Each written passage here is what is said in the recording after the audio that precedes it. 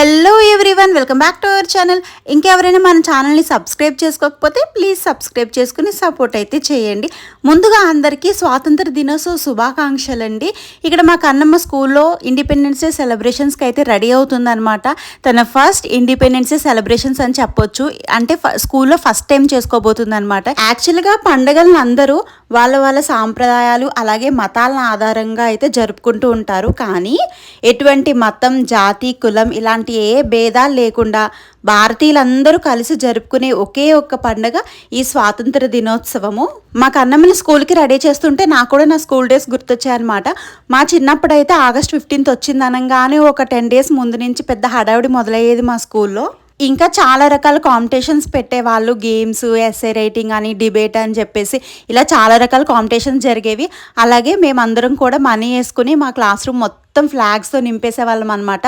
బాగా డెకరేట్ చేసుకునే వాళ్ళము. డైలీ మా అమ్మ స్కూల్కి టైం అవుతుంది లే లే లే అన్నా కూడా లేవని నేను ఆ రోజు మాత్రం మార్నింగే లేచి ఒక కవర్ పట్టుకుని మొత్తం ఇంటి చుట్టూరు ఉన్న పువ్వులన్నీ గ్యాదర్ చేసుకుని పట్టుకెళ్ళిపోయే వాళ్ళం అనమాట స్కూల్కి.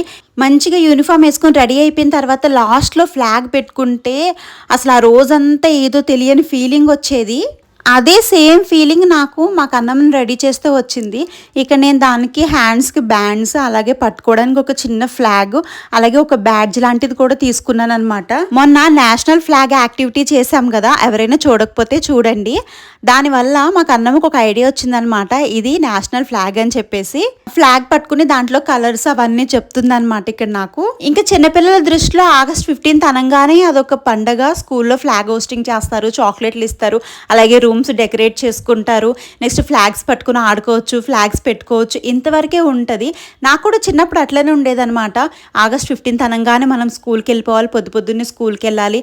అక్కడ వాళ్ళు ఒక గంట స్పీచ్ ఇస్తారు. ఆ స్పీచ్ అవ్వగానే మనకి చాక్లెట్లు ఇచ్చి పంపించేస్తారు. ఇంతవరకు ఆలోచించేదాన్ని అనమాట.